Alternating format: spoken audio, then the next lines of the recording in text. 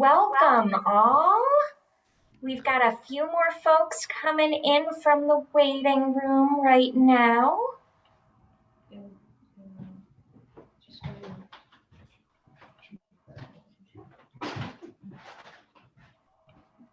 All right, I think we are all in. Welcome. My name is Erin Lurie, and I am the head of adult audiences. I'm so glad to be connecting with you all today and thrilled that we can gather virtually. I hope that those of you who are in the DC area will come and visit Hillwood. We've got just about a month left of two extraordinary exhibitions. Rich Soil by artist Christine Mays features life-size sculptures springing to life throughout the gardens, and the Roaring Twenties Life and Style of Marjorie Merriweather Post is on display in the Adirondack building. Of course, it's also a wonderful time to see the Christmas decor. I'm not actually in the entry hall, so you may see parts of me disappear by my virtual background, but Amy's beautiful Roaring Twenties inspired Christmas trees. Those will all be up through January 9th, at which point Hillwood will close for a few weeks for our annual deep clean. So come and join us and enjoy those exhibitions while they are still here. You can plan your visit to Hillwood today on our website, hillwoodmuseum.org. Just a couple of quick notes about today's class before I turn us over. Ami Wilber is Hillwood's floral and event decor designer. She's going to go step by step through the process of creating a holiday blooms arrangement today. The demo is going to take about 45 minutes, and as we go along, please feel free to type any questions you have into the chat. We will all pause and take moments where we can answer questions as we go along. If you are following along at home, you do not need to keep pace with Amy. Don't worry, she is a speed wizard because she does this all the time. For friends both near and far who are creating your arrangements while we're together today, I invite you to turn on your camera at the end. You're welcome to leave it on and work with us live in the moment, but I know there are also some folks who like to work and turn on your camera when you're ready to do a little show and tell at the end. So we are always delighted to see the work that you create as well. As I said, the chat is the best way to submit questions as they come up, and then I will make sure I can interject and pose those to Amy. So, without further ado, Amy, take us away. Hello, welcome everyone, and I'm so happy to be doing this holiday workshop with you. It's our last one of the year. It seems like the year went by quickly, but it also went by rather slow. So it's just an interesting marker of time. So what I want to do is just kind of talk about what we're going to do today. And then I'm going to go, like Erin said, step by step with the process.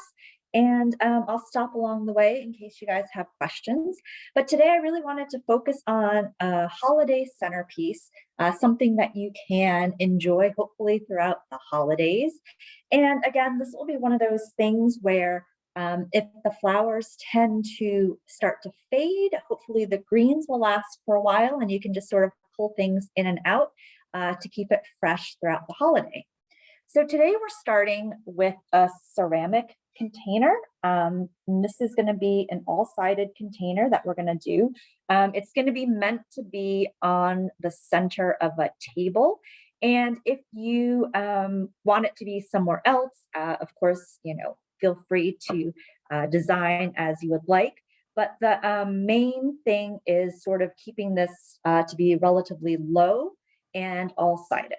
So the first thing we're going to do is get our chicken wire. And we're just going to scrunch this up.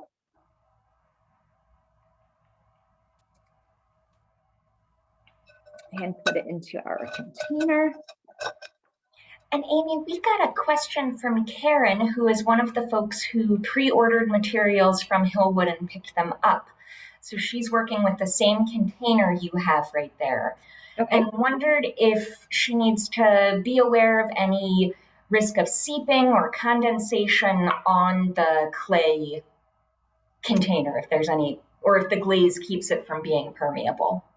It should be. It's labeled as water safe, so hopefully there won't be any issues with it.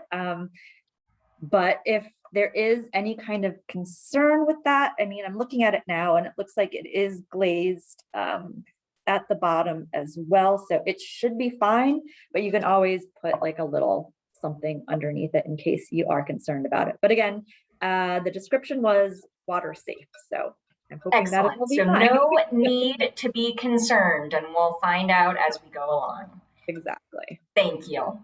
So I've got the chicken wire in, as you can see, and now I'm just going to go with my tape to keep my chicken wire in place. And I'm going to do this across the top, make a little bit of an X. And then just for added security, I also like to go around the entire rim of the container with my tape, just so that I know it will stay in place. So again, now I've got my chicken wire secured in with my tape. I'm going to do the most important thing next, and I'm going to put water into my container. I'm going to fill it just about, I would say, almost all the way to the top. And this is one of those things you're going to want to check on your arrangements every day, because the greens that we're going to use are going to soak up a lot of water, especially in the first couple of days. So just make sure to check your arrangement every day for water.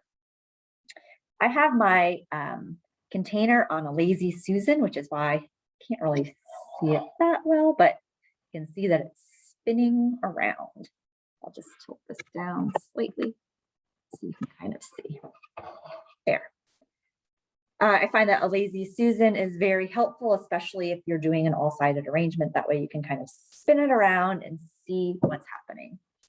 All right, so I have two kinds of clippers with me today. I have ones that are a little bit more heavy duty that I'm going to use for my holiday greens, and then I have my regular ones as well. If you just have one pair, that's fine. But if you do happen to have a pair of these pruning shears, you'll notice that it will be a little bit easier for when you're doing the greens. So today we have seeded eucalyptus, and then my favorite holiday green, Carolina Sapphire. And if you have the Carolina Sapphire at home with you, you'll notice that it has a wonderful fragrance to it. So what I'm going to first do is go in with my Carolina Sapphire. You can see that it's really kind of branchy. So I'm not going to put this whole thing in, again, because I am trying to make a relatively low centerpiece. So I'm going to start clipping off all of the little branches of the Carolina Sapphire.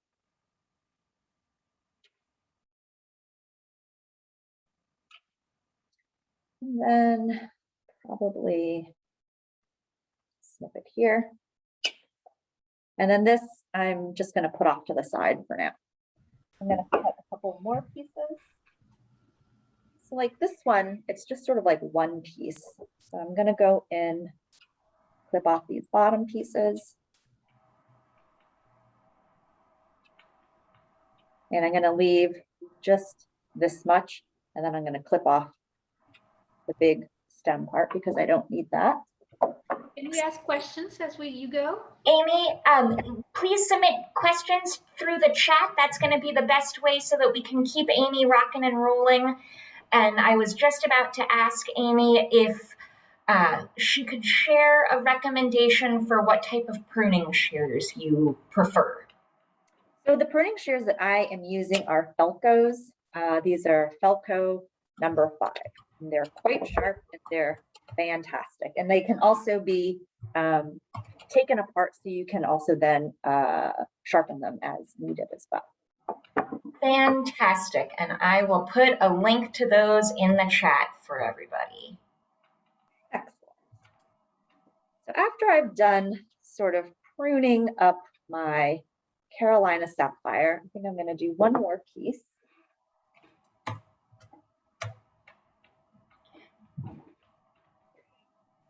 Do this piece here. And Amy, we do have some folks who got alternate materials. I know you always provide a great list of options, but if you could talk about what the goal of each piece and material you're using and how to look for a good substitute as you go along, that would be really helpful.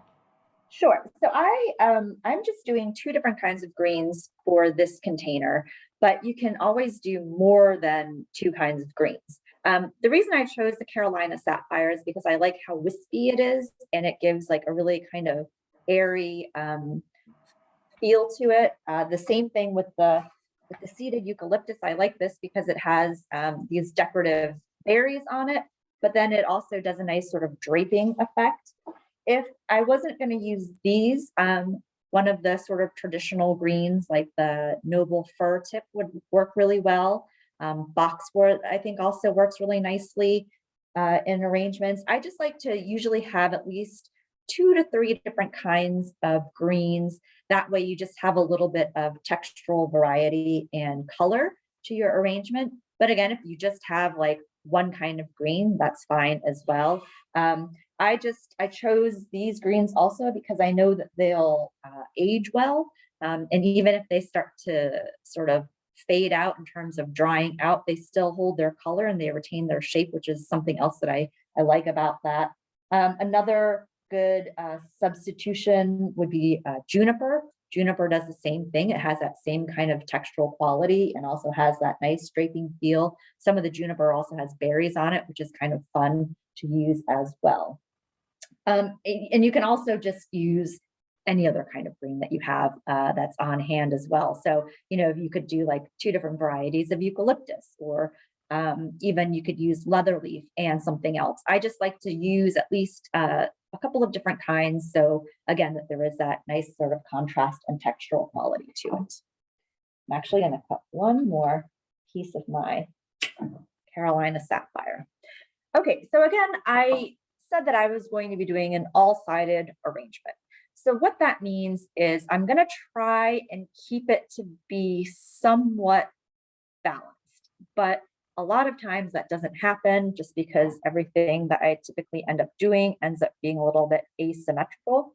So that'll be fine too. But what I'm going to do is I'm going to start with my greens on the side points, and I'm going to have one side be a little bit longer, and then the front and the back of my piece have that be a little bit shorter. So I'm going to go in with my first piece here, and I'm going to let it sort of drape naturally, and I'm going to put it in so that it's not going in straight up and down. It's going into at a nice sort of angle, and then it's going to kind of just rest here on the side.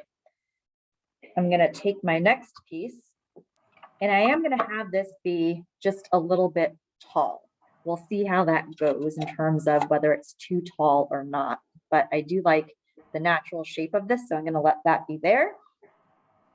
And Amy, this is a great time to ask how you come up with a general guideline for size and shape relative to a container.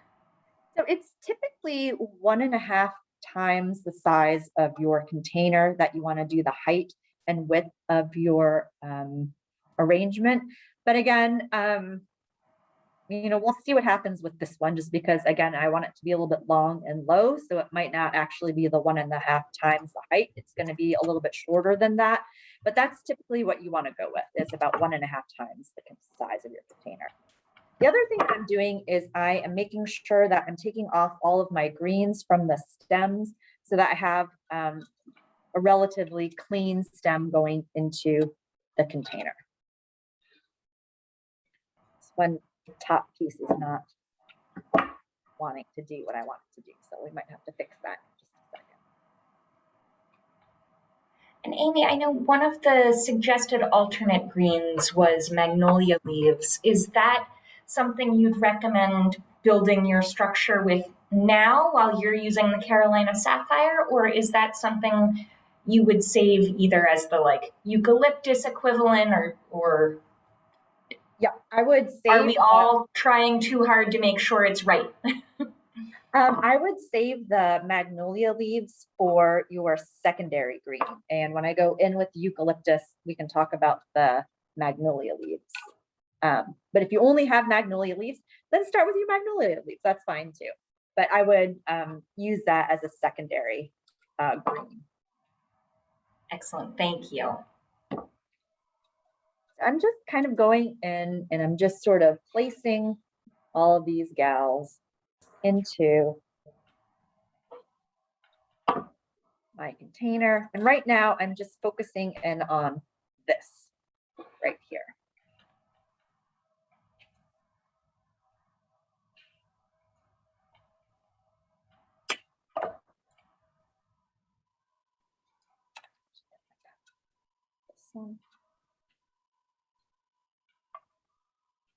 Okay, so I've just really done the long sides of this container. And the next thing I'm going to do is I'm going to go in with my eucalyptus. So if you have magnolia leaves, this is when I would use my magnolia leaves.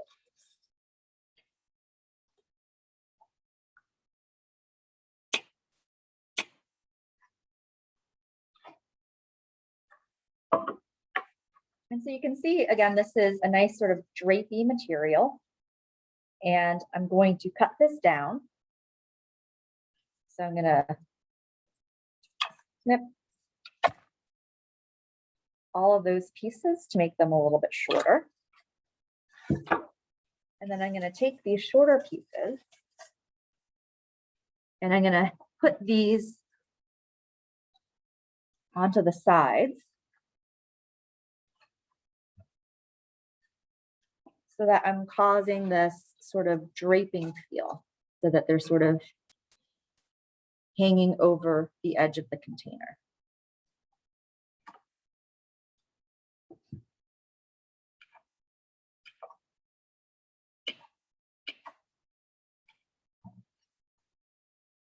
Then I'm going to take some of them and put them up into the middle part of the container. Like this one's a little bit stiffer. So I'm going to take that, kind of put it up into the middle area. And then I'm going to do the other side the same way. I'm going to just drape these so that they're to the side.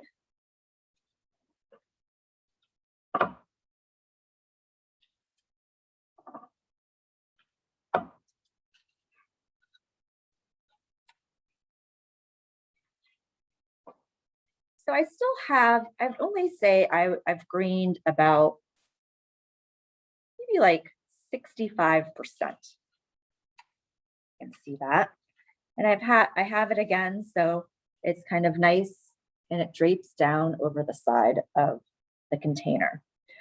So the thing that I have today, which I think is really quite fun, and I think that this is something that always makes an arrangement a little bit surprising and also really kind of fun and sort of festive.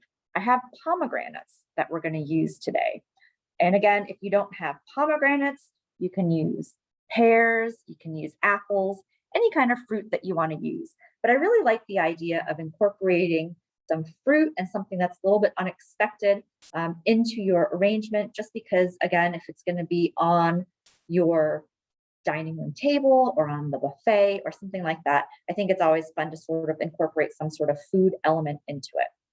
So these are rather large pomegranates. So I'm going to use these next in place of where I would typically put my largest bloom. But because these are so big, I'm going to put these in first. They're also a little bit heavy, so that you want to make sure that you're not crushing anything. So again, I'm going to go in with my pomegranates. I have these sticks. These are just like planting sticks. And I'm going to take my stick and pierce it into the bottom of the pomegranate.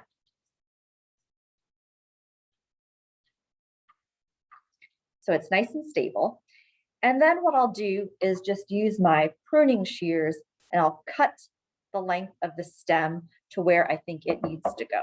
So I want them to be sort of on the front part here on the one side, and I'm going to mimic that on the back side. So I'm just going to cut my stem here, or my little stick. Let's see how that goes, and put that in. So then she's just kind of resting on the side of the container. I'm going to do that on the other side as well, and I'm going to take it to a diagonal. Again, I'm going to take my pomegranate, take the pointy end of the stick, get it right in there.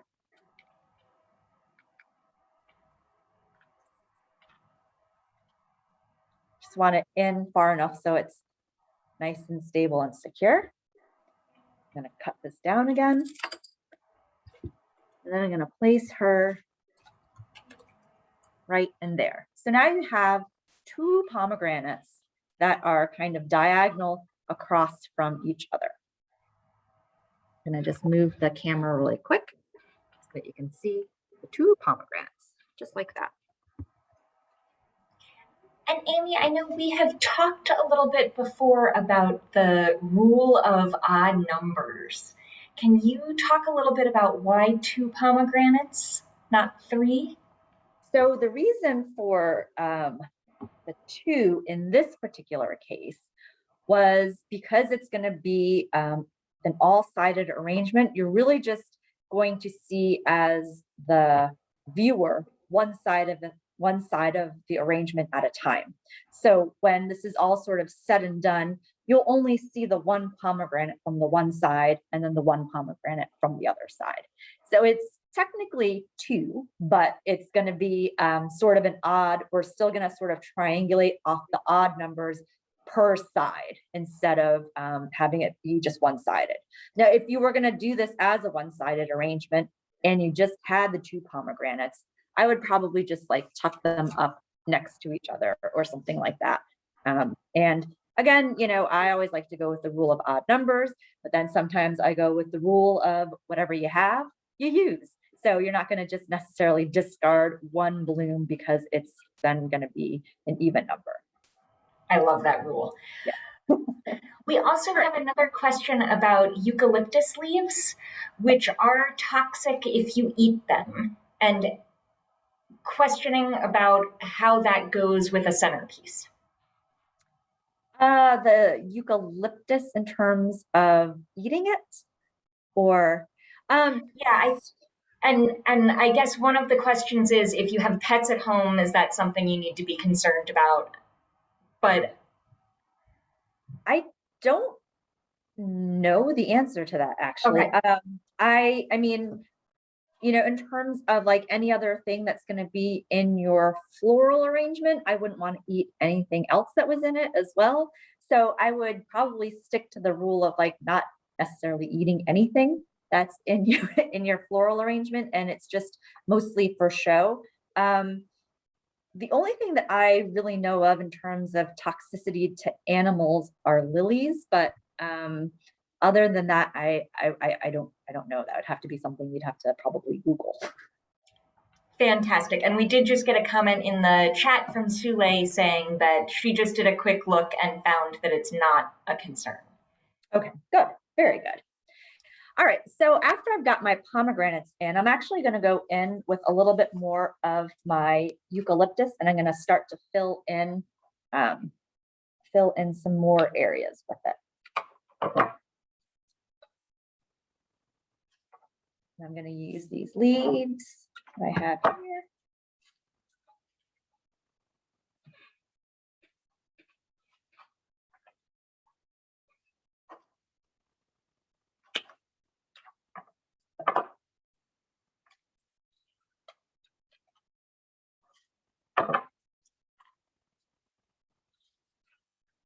So I've just filled in this area with a little bit more of the eucalyptus, and I'm going to fill in the back now with just a little bit more of the eucalyptus as well.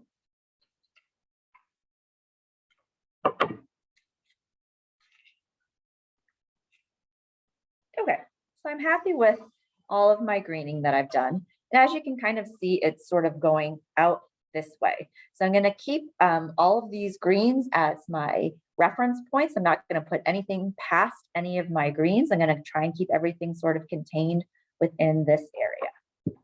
So before we go in with our flowers, are there any questions about the greening and the fruit placement? Feeling good? Okay, we're going to continue on. So my next biggest bloom I'm going to go in with are my roses. And I'm going to just kind of peel off some of the leaves from the roses. And then I'm going to, again, sort of triangulate my roses from the pomegranates.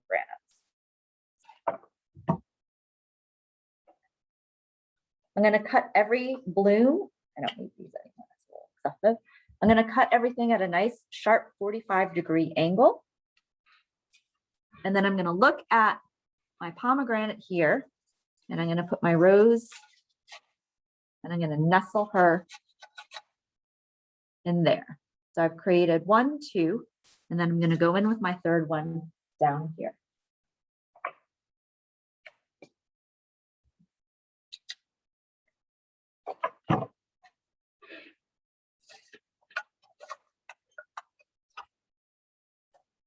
So again, I'm still doing that kind of triangular pattern, but I'm doing it off of my pomegranate.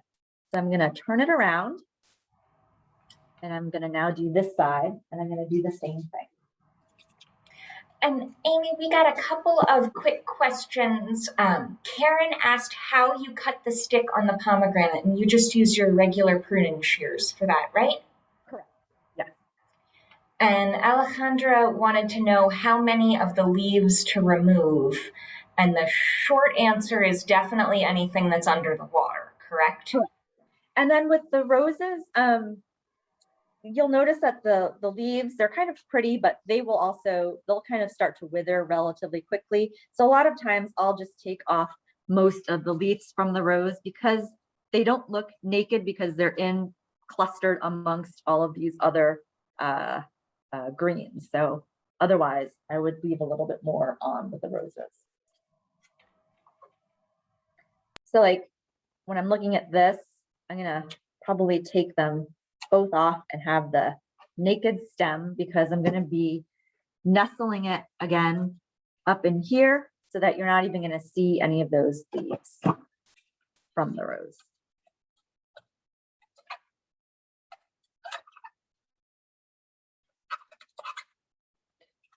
A little bit long.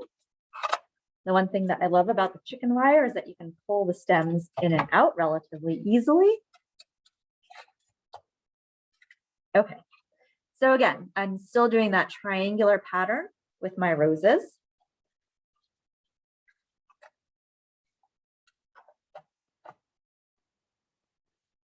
And I'm just going to fill in with a couple more of my roses.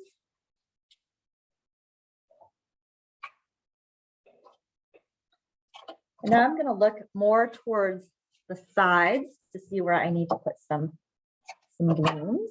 So I know that I want to put some in right here.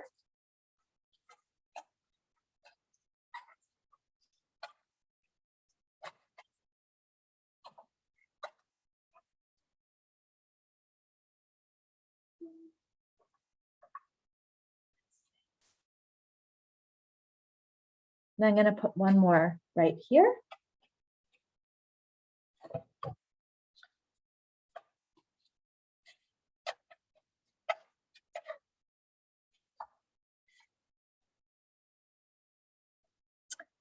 And then let's see. I don't like that one there. And actually put this one down here.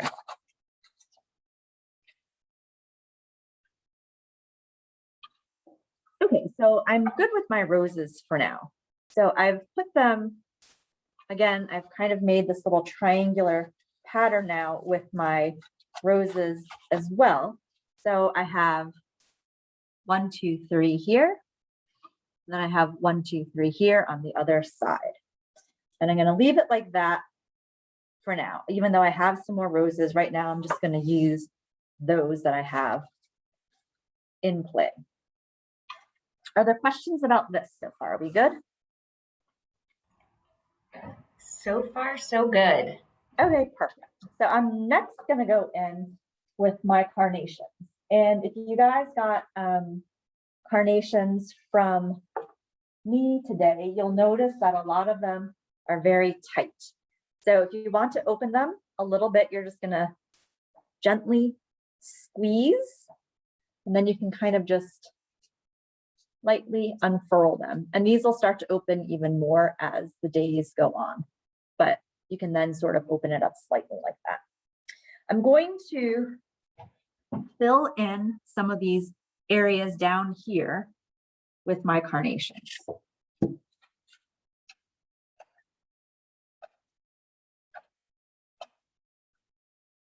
There.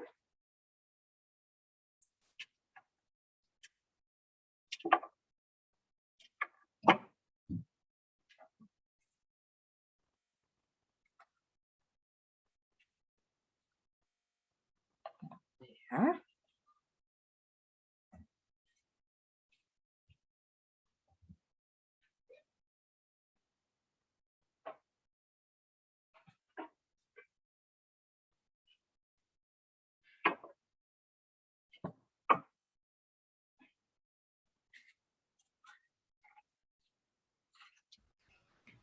Should those be lower than the roses or same height?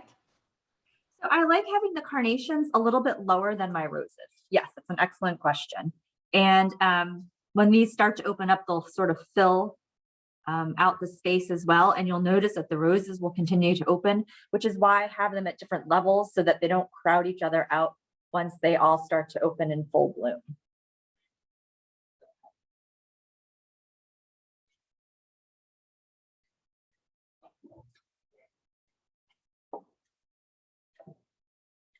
And I'm gonna tuck this one into the side down here.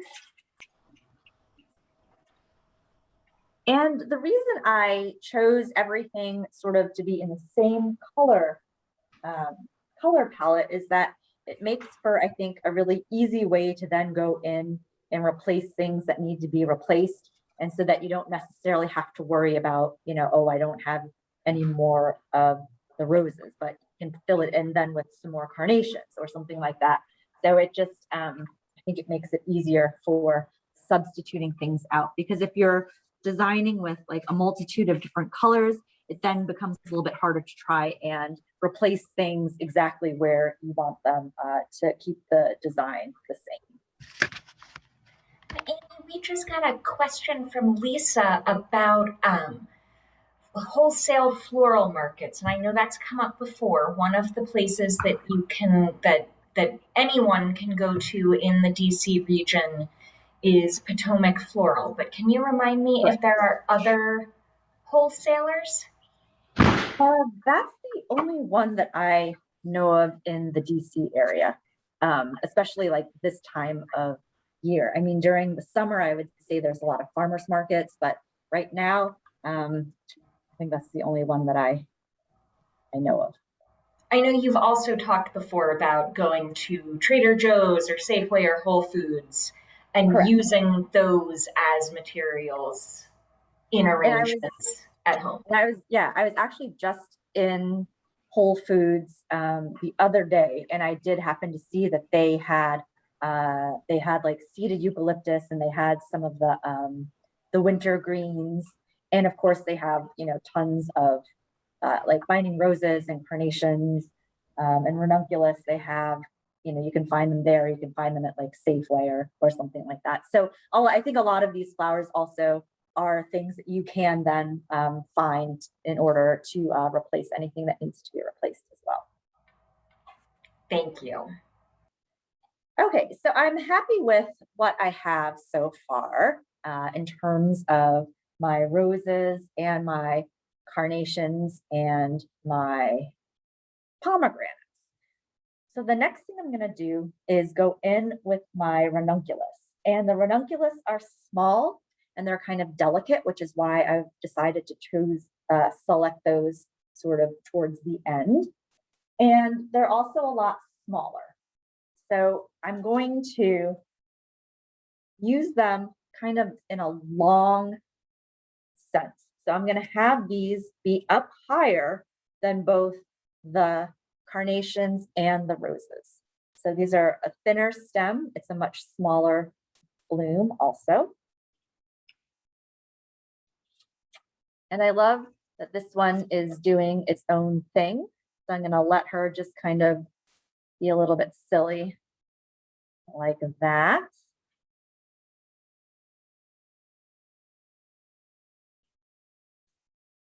And again, these ranunculus will open up more too as time goes on. So you want them again to be kind of like up, sort of out from the arrangement so that they can open up fully and bloom nicely.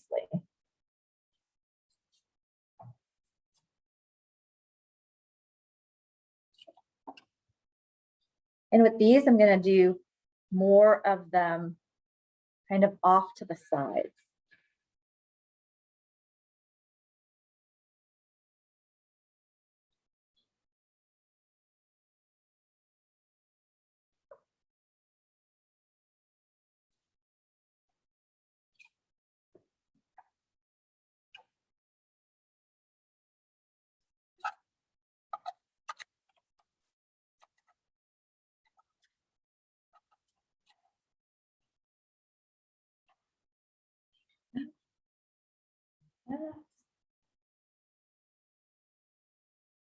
And I'm taking off any leaves or foliage from them, so it's a nice little naked stem.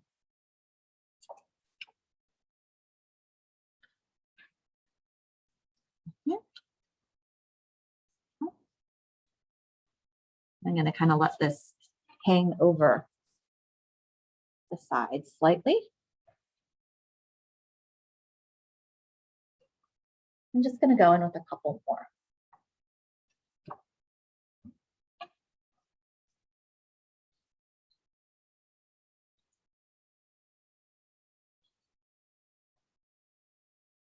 And have one coming out this way.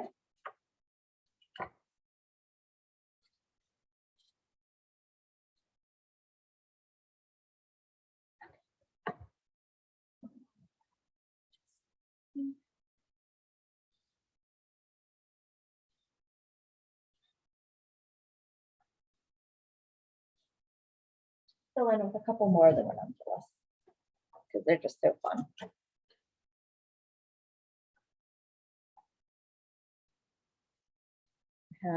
Put another one over here, so she's kind of hanging out a little bit, and then I'm going to put one more right in here.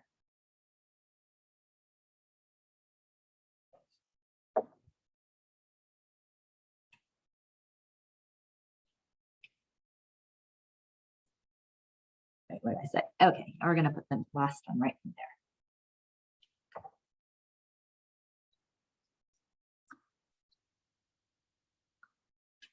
There. And so she's a little bit in front of the pomegranate, but not touching the pomegranate.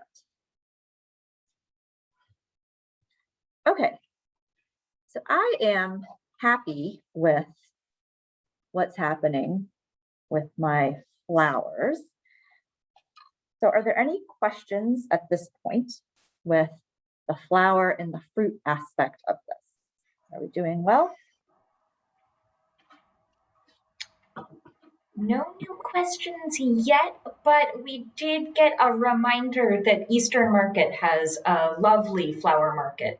So that's another great resource. Oh, good. I never go down to Capitol Hill for some reason. I'm always like, oh, I don't even know where that is. It's a whole other part of the city. So the last thing that I have today, which I found and was kind of like a last minute surprise, are these eucalyptus pods, which I thought were very fun and kind of festive. So I'm going to add those in last. If you don't have eucalyptus pods, The other thing I thought would be fun that you could use are any kind of little ornaments or like little dangly things that you might have from your tree or wherever. And I'm just going to use these as a bit of an accent. And I'm going to have these so that they're coming down from the side of the container. The other thing that you could use instead of these, another alternative, which I think might be fun, you could use grapes also as something that would be an element that you can kind of dangle over the side of your arrangement. I'm going to put some of these in the middle of the arrangement as well. Nestle that right in there. And these will dry nicely too, and you'll be able to save them for later.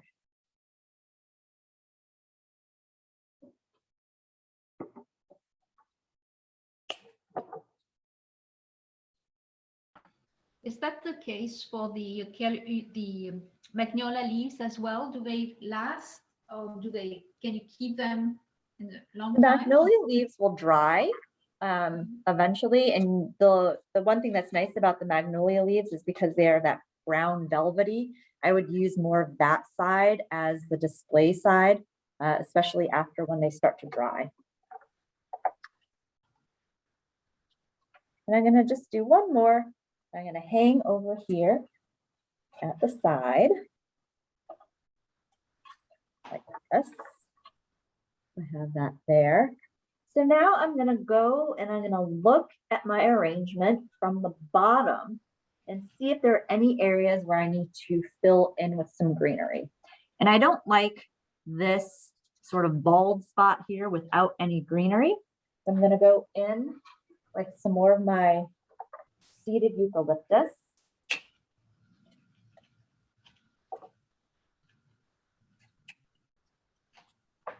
I'm going to tuck that right underneath the pomegranate there. So now it's not bald. So now it's greenery all around the edges. And again, I'm going to look over here and see that there isn't any greenery there. So I might go in with some of my Carolina Sapphire.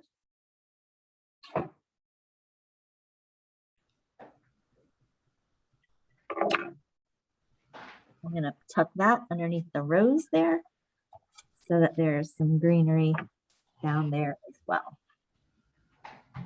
So I really like to make sure that the bottom part of the container all has some element of draping or greenery. Then let me see if I can move my camera so you can see it from the top here as well. Okay. That's sort of closer view of it. I'm going to pull this back a little bit. All right, I'm going to try and do a little camera thing here.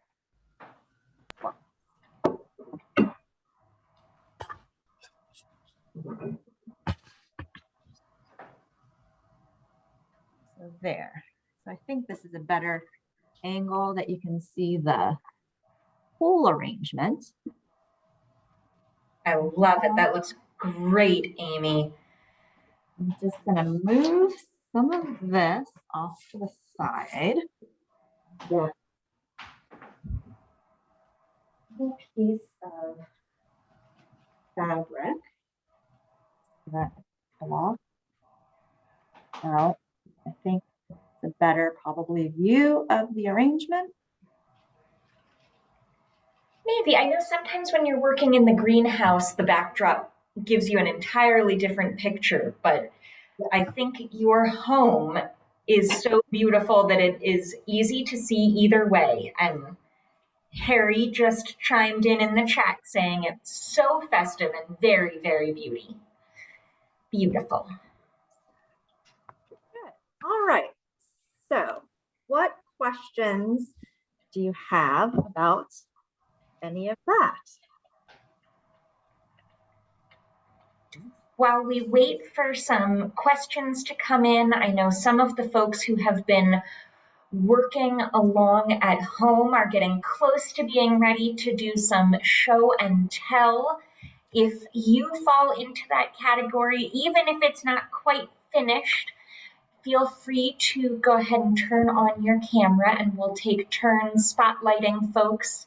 I also just want to share the news that we have the February 4th floral workshop is posted to Hillwood's website.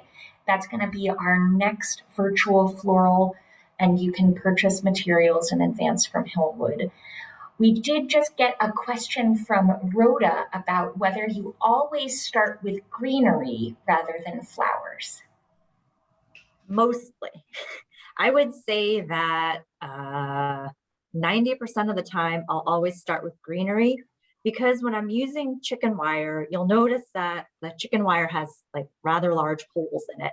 And so doing all of the greenery, like I always like to say maybe like 75% greening first will then make it easier for you to sort of nestle your flowers in to the arrangement. It also gives a really good sort of architectural landscape of how the arrangement's going to go, so that you'll know the flowers aren't going past a certain point and they're to be at a certain height or a certain width. So I really like to go in with greens first.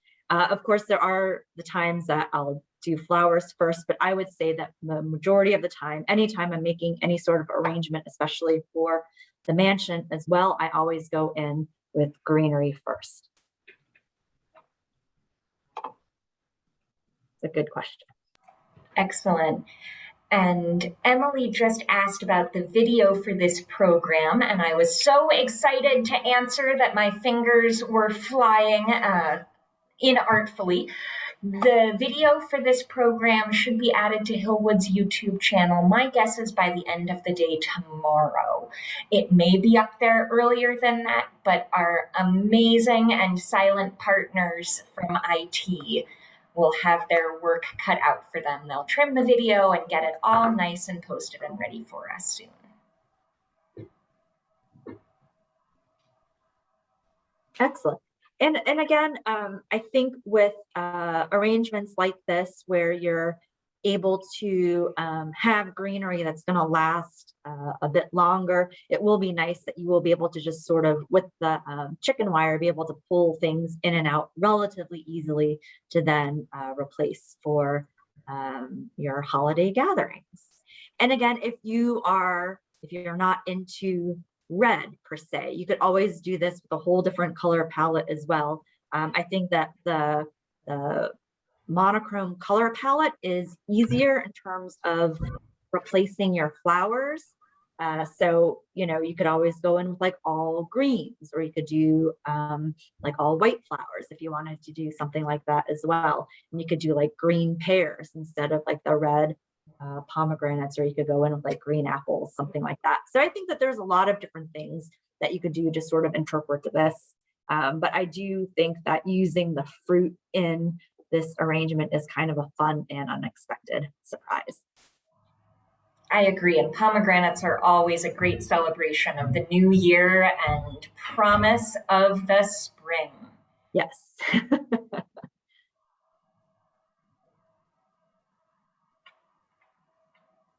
All right. Well, I still am not seeing very many questions come through the chat, but and we have a few friends who have their cameras on, but I'm not sure if anybody is quite ready to share. If you are, please give me a wave or shout out in the chat. And again, I did this really quickly, so don't feel any pressure of doing it this quickly. It looks like we do have Julia. I see hard at work moving her camera so that we can take a peek there. All right, and Julia, I think that you are unmuted. Unmuted. Yep, you're perfect. Well, I love the pedestal that you put it on too. Yeah, it's perfect for displaying these floral arrangements. I love it. And you added candles to it. Yep. I love Candles that. and back. Fantastic. Great. Thank you. That's beautiful. Thank you. Amy, we got a question from Joelle about whether you choose to add anything to water.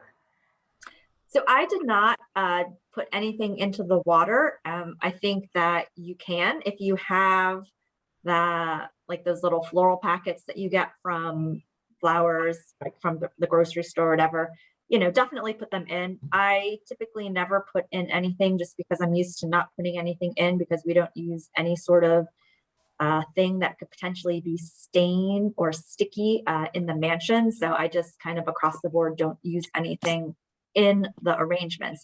I will say, however, when I process my flowers, when they're coming in either from the cutting garden or from the floral vendor, I always put in, it's a preservative to help sort of pep up the flowers and have them last longer. So they have been in one stage of floral food, but it's one that's specifically for like right after they've been harvested. Terrific. Maura, I have just put you on the spotlight. Thank you for raising your hand. Of course. Can you hear me? Yes. Yes. Okay. That looks lovely. I love how airy and open it is too. Having a hard time getting this on the camera here, but this was a lot of fun. And I just realized after having an artificial tree for 20 years, the reason is I'm allergic to green. So Oh I've been sneezing the whole time, but that's okay. I'm going to bring this one to my mother-in-law for her Christmas table. So the I was gonna say you can take out the Carolina Sapphire and you could just use the eucalyptus if it's like getting to be too much for you. yeah, but it's so pretty and it does smell great. It's just I'm gonna sneeze for the rest of the day now, but that's okay. Oh, no. Maura, I feel the same thing when I get to observe our wreath workshops. So Yeah. It is a lovely smell in the short term. And I'm sure your mother-in-law will love having that. Thank you so much. Beautiful. This is Michelle. I made mine, but I was inspired by the picture that you put on the announcement for the class, red and white, and that's what I choose to do. So I made the container I choose is more of an oval shape. And of course, also because of allergy, I used fern to try to droop a little bit, but not much drooping. So that's what I did. Oh, I love it. And I love how you use the magnolia leaves and the pine cones too, especially. I think that's fabulous. Pine cones instead of buying something else. Yeah. That's what I did. Good It's cycle. beautiful. Thank you. All right, Mary Slimp, I saw you pop on just a moment ago. Hi, yes, Hi. I'm outside because I've got all kinds of activity going on inside my house. So, but here it's actually good. I think it'll keep it fresh for a couple of minutes. So Yeah. before I bring it inside, but I love the red, I love the ranunculus. Ranunculus, yeah. Oh, that So- looks beautiful, Mary. Thank you so much. And the pomegranates too, and they smell delicious. Amy, we did get a question about where you found such beautiful, juicy, heavy feeling pomegranates. Pomegranates? Yes. The secret to that was the cafe.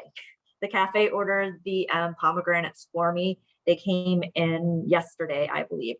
So I don't know where they get their fruits and vegetables from, but I imagine it's some wholesale, which I don't know. But yeah, it was the cafe. So that's all cafe's doing. But yeah, when we opened them up this morning, I was like, "Ooh, they are amazing! So big and plump and juicy." Excellent. And I think I have Althea's group spotlighted. Hi, we have Hi. 7 of us. Oh, wonderful. Oh my We have a goodness. lot of flowers.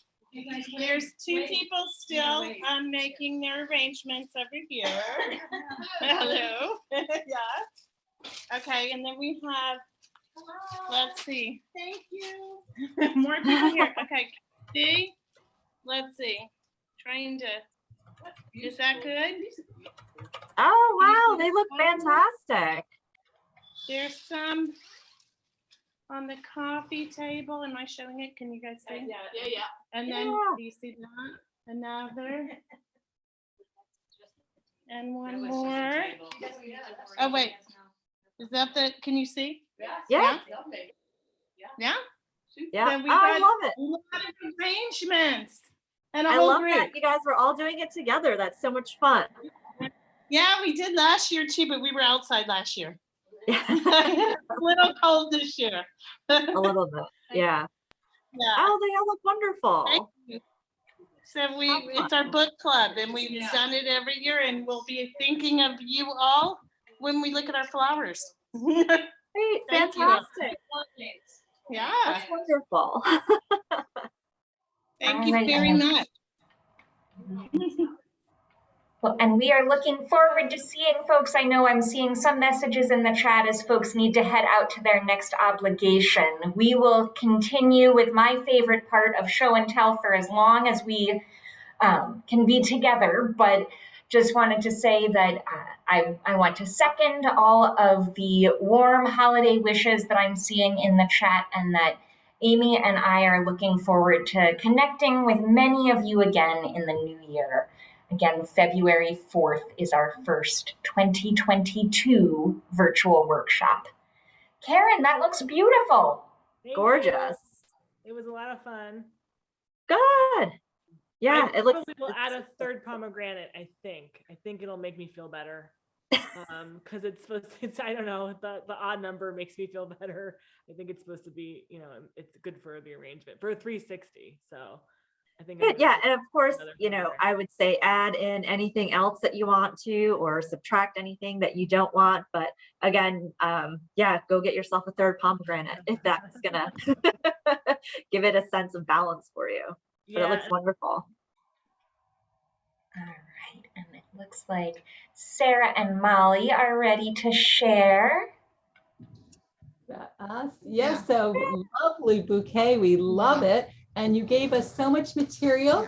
We used the candy bowl and made a second Wonderful arrangement as well. Excellent. A lot of fun. Thank you. And I recommend everyone go visit Hillwood. The Christmas trees are gorgeous in the mansion. Thank you. Thank you. Well, those look absolutely gorgeous. It's always fun to see the way that Amy pulls in favorite elements year after year to create an entirely different Christmas display. And I appreciate the plug for coming to visit. They are gorgeous, and I hope that we'll see those of you who are here in the DC region soon. Definitely. I think that is it. Just double checking, going through the chat one more time, trying to make sure I'm not missing anybody. But thank you all for joining us. It has been a lovely Thursday afternoon and a great way to start thinking about our holiday celebrations together. So I hope you have a wonderful rest of your week. And I did just get one last question about pomegranates for somebody who stepped away. Amy was able to source those through Hillwood's Cafe. And unfortunately, I don't know who their produce wholesaler is. I see the truck every week, and I might recognize it on the street, but still not be able to find it. So I wish you luck. I hope that there are abundant, beautiful, juicy pomegranates around.